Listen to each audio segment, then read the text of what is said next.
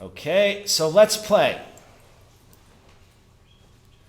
And I'm going to tell you right now, that's why I don't have handouts. Zoo's got a very nice handout. And what he does, the processing, the mapping, the aligning, that can be a process. It's pretty straightforward. When you get into bioinformatics at this level, when you're pulling out the biology, there really is no game plan. It's kind of like a sport, right? You might have like a game plan going into a football game, but it never works out that way. You have to kind of, alter things on the fly, and that's kind of what I do. That I think the best way to learn bioinformatics is, I've learned lots of sports in my life. I've done lots of sports, but I never learned jiu-jitsu by, watching somebody give me a PowerPoint on it or, reading a book on jiu-jitsu, right? You learn by watching somebody who's good do what they do, or you just do it yourself and you learn on the fly. And that's kind of what we're going to do today. So we're going to just jump in.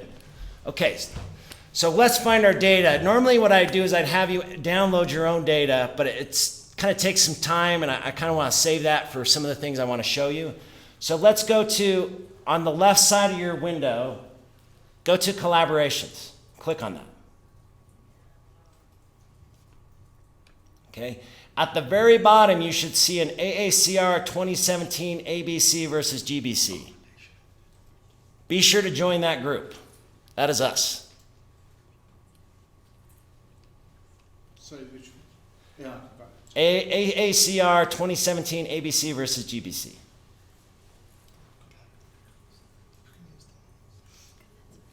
Okay. Once you've joined, now you have access to, and this is another cool thing about this software, is it's very easy to share gene lists. So we're all on the same domain. We can all share any gene list we want with each other. And it's all on the same platform. Okay, so now go to My Data. Let's find the gene list that we're going to look at. Okay, you should see AACR. There should be a folder, AACR. Click on that. It'll be the top one. It should say AACR 2017 ABC versus GBC, and it should have 748 trans. Click on that.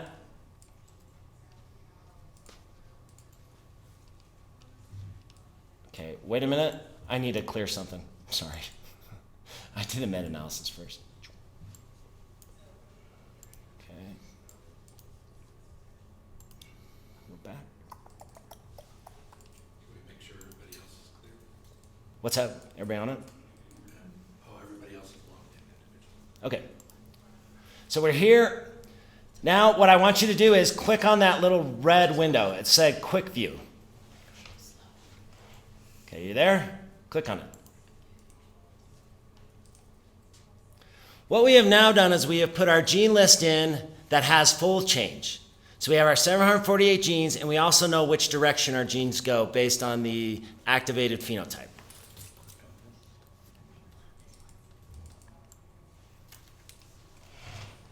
And now we can look at our genes. So look down here. Here are our genes. Does everybody have CD44 as the top one? Did everybody heard of CD44? People heard of CD44 maybe?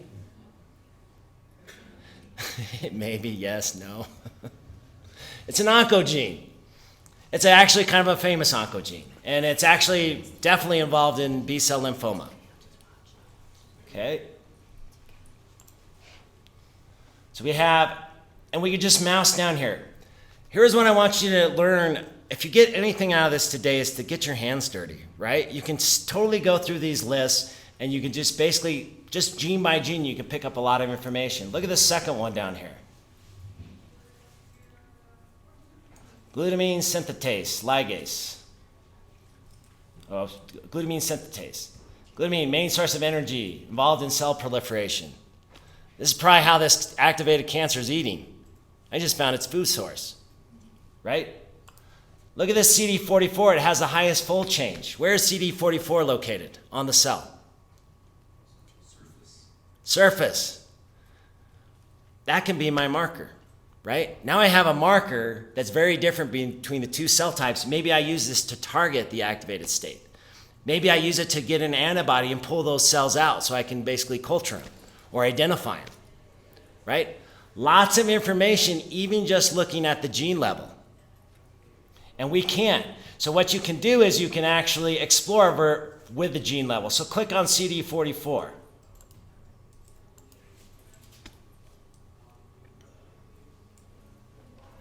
All right, now we basically took this gene and basically it's giving us all these different diseases where this gene is differentially expressed. We also see where this gene, types of tissues that it's expressed in. And this is really cool. So if you go down, there should be on your window, your top window, go to Knockdown Atlas. There'll be a big X there.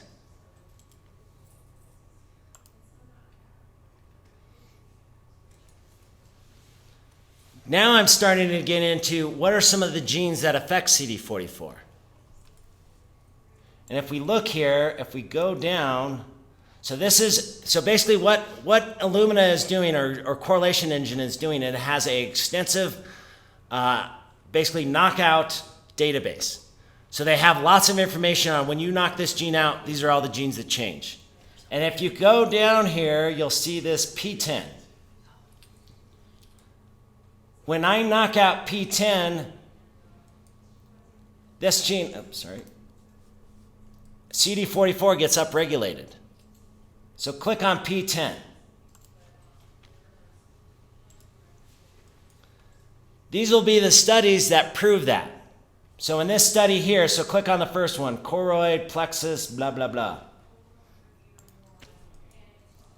So click on the title. Here are all the gene lists. When I knock out in this cancer, when I knock out these tumor suppressors, CD44 goes way up. And here's all the other different studies that are also showing that as well. That's right? So there's some connection with CD44 and P10. And again, we saw at the beginning, P10 is associated with the activated form of the cancer. Ways to explore just by gene. So whenever you get lost, always go to the top and go to My Data. So click on My Data. We've got to get back to our study. Again, open up your project. Click on the Quick View window. Okay, we got the Quick View here. Should have our genes. Now we can go to Body Atlas. So again, these have profiles on tissues, on cell types, and cell lines. There's expression profiles. We can take our gene list and compare it to any profile they have in there. What kind of tissues do you think our gene list is going to be most correlated to? Right? Immune system, B lymphocytes. This is very nice is if, I'm sure a lot of people have, who works here on tumor tissue? Right? What's in tumor tissue besides cancer?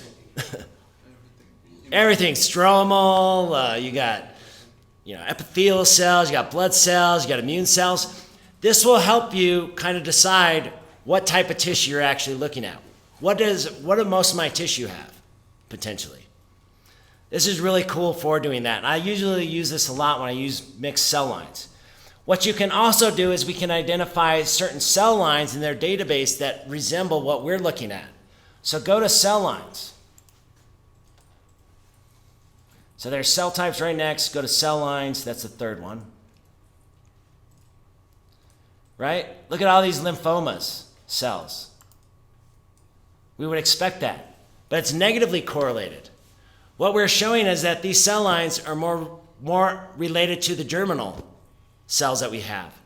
Now I have some cell lines that I could use maybe, and if I find something in the activated I think is important for the activated phenotype, I can then maybe introduce these into this cell line and see if I can transition it into the activated.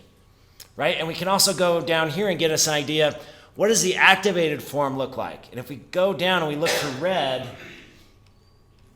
now we're in pancreatic cancer.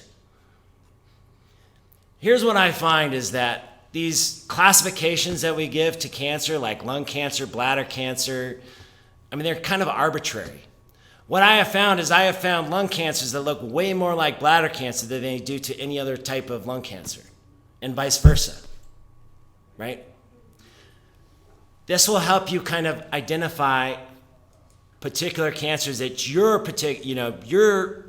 disease might be related to, and it'll give you more information on it, right? Maybe I should try some chemotherapy agent that we are using on pancreatic cancer that's working well on that.